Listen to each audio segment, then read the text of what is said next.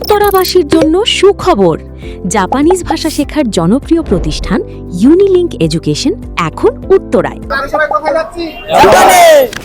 এভাবেই প্রতি বছর আমাদের শত শত শিক্ষার্থী দলে দলে জাপান যাচ্ছে এবং তৈরি করছে তাদের সুন্দর ভবিষ্যৎ।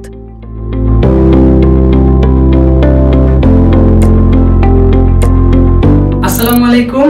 আমরা ইউনিলিংক এডুকেশন সেন্টার থেকে ফাইল প্রসেসিং করে এই সপ্তাহে ভিসা পেয়েছি। আমরা আগামী সপ্তাহে ফ্লাইট করব। ইনশাআল্লাহ আমাদের জন্য সবাই দোয়া করবেন, আমরা যেন সুস্থভাবে জাপান যেতে পারি। আসসালামু আলাইকুম। আমরা আজকে বিএফএস থেকে ভিসা নিয়ে আসছি আমাদের শিক্ষার্থী। আসসালামু আলাইকুম।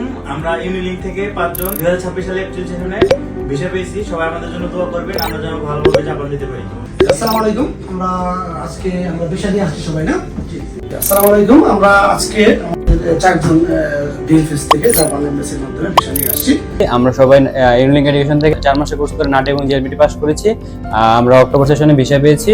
তো আমাদের জন্য সবাই দোয়া করবেন, আমরা যেন সুন্দরভাবে জাপান পৌঁছাতে পারি।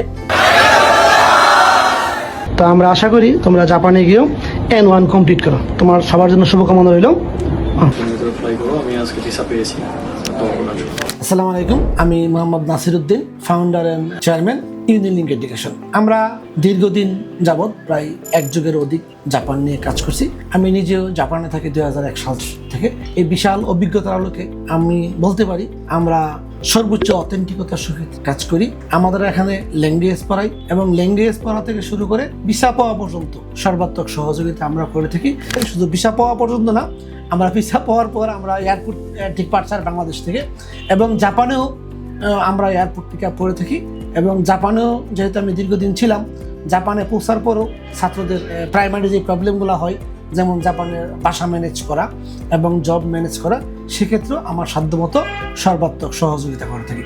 আমরা যতটুকু চেষ্টা করি ছাত্রদের ক্ষেত্রে ফাইন্যান্সিয়াল ব্যাপারে আমরা সর্বোচ্চ অথেন্টিক থাকার চেষ্টা করি এবং সার্ভিসটা আমরা ভিসা পাওয়ার পরে নিয়ে থাকি।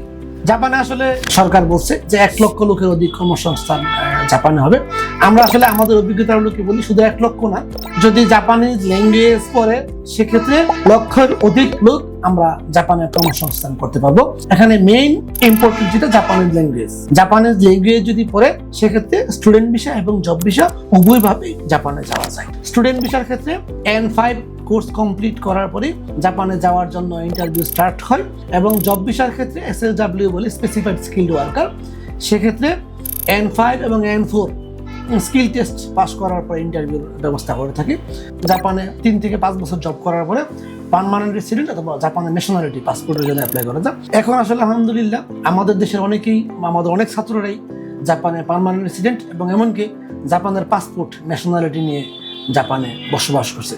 জাপানে আসলে বেশিরভাগ এখন যারা যাচ্ছে বেশিরভাগ ছেলেমেয়েরাই জাপানে লং টাইম স্থায়ীভাবে বসবাস করছে এবং এরা পরিবার নিয়ে বসবাস করছে এবং স্টুডেন্ট এবং জব বিষয় বেশিরভাগ লোকজন আসলে দেশে টাকা পাঠায়। আর আমাদের ইউনিলিংক এডুকেশনের হেড অফিস ঢাকার ধানমন্ডি প্রাইম লোকেশনে, ধানমন্ডি ল্যাবেরিয়ার অপোজিট বিল্ডিং এ আমাদের অফিস, মমতাজ প্লাজায়। আমাদের এছাড়াও ঢাকার যাত্রাবাড়ি সাইনবোর্ডে আমাদের ব্রাঞ্চ আছে, উত্তরে আমাদের ব্রাঞ্চ আছে এবং ঢাকার মিরপুরে 1 নম্বরেও আমাদের ব্রাঞ্চ আছে। এছাড়াও ঢাকার বাইরেও আমাদের ব্রাঞ্চ আছে।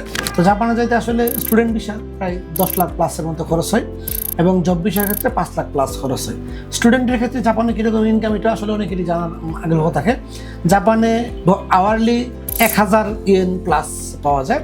আর যারা ফুল টাইম জবে যায় এরা মান্থলি বাংলাদেশি টাকা প্রায় 1.5 লাখের কাছাকাছি পায়। বেসিক 1.5 লাখ আছে বেসিক, প্লাস ওভারটাইম যদি করে ওভারটাইম আনুষঙ্গিক পাওয়া যায়। সবাইকে ধন্যবাদ।